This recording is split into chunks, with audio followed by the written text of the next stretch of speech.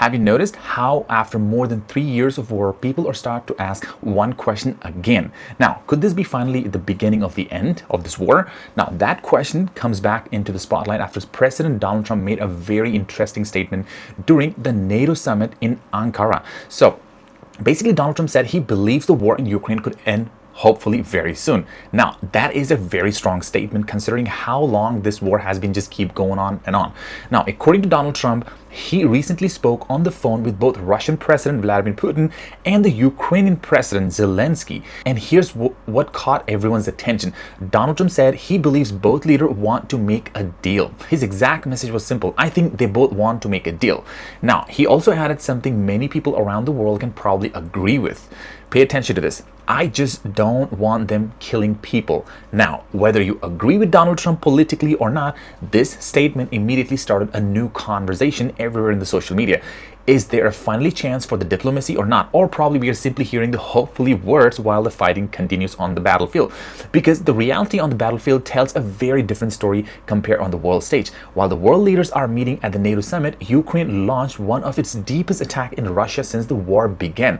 That's a huge one from Ukraine. So according to the reports, Ukrainian drones struck the Omsk oil refinery in the western Siberia. So this wasn't just another military target. This refinery is one of Russia's biggest fuel facilities. Think about that for a moment. It sits roughly 1,500 miles away from Ukrainian territory. That shows how much Ukraine's long-range drones capabilities have improved in these 3 years. Now, local Russian officials confirmed there was fire. Ukrainian described the strike as another blow against Russia's oil economy. Now, this wasn't just only an attack on Russia.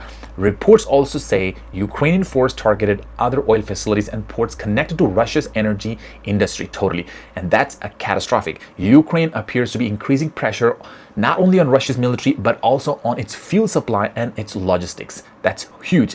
Kyiv's perspective, basically reducing Russia's ability to produce transport fuel, could weaken its long-term military operation on this war. But at the same time, the fighting inside Ukraine remains extremely intense and a lot of people dying.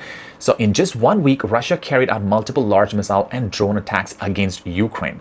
Now, one of the attacks reportedly killed around 30 people. Another strike only days later killed at least 15 more. Dozens of other a lot were injured. Ukraine says one of its biggest problems continues to be air defense. That's the huge problem Ukraine is facing. The official says they can intercept many drones, cruise missiles, but ballistic missiles remain much harder to stop because they're huge, they're rapid, they're super fast. That is why Zelenskyy arrived at NATO Summit asking allies for more Patriot air defense system and additional missiles. Now, he also urged the countries to release more equipment for their existing stockpiles. Now, several European governments have reportedly encouraged the United States to allow Ukraine to purchase additional Patriot systems. That is a huge thing on this war. But there is another challenge here. Recent US military operations in the Middle East have reduced parts of America's own missiles inventory. Again, there's a huge problem from American side. Now, what makes the supply Ukraine more complicated than before? So while political leaders continue discussing peace, military planners are absolutely still preparing for more fighting. That's again a nasty stuff. So this is why many analysts remain so cautious on this war.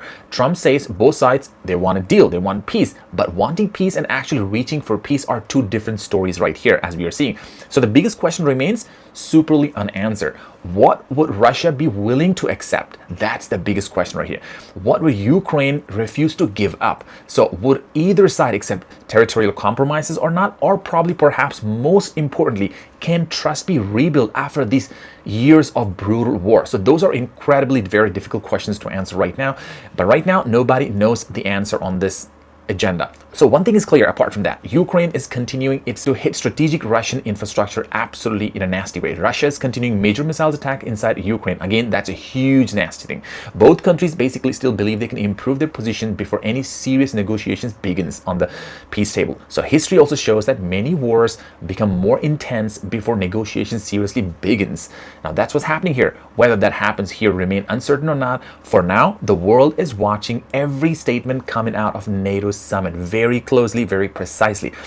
Trump's comments have recently renewed discussion about diplomacy, but words alone will not end this war totally, not even 10%. Only real negotiations, deal, compromises, discussion from both sides, from both governments can do this. Until then, the fighting just keeps continuing. Humans are done, and human cost, it's very expensive cost in this war. Millions of people are still waiting for the day that conflict finally comes to an end. So we'll continue following every major development of this war, whatever it just unfolds. If there are new peace talks, new military developments, or major announcements from either sides, we'll bring you the latest updates right here. So don't forget to subscribe and stay up to date. Thank you, and let me know in the comments below what do you think about this war and where this war is going. Thank you. See you in the next video.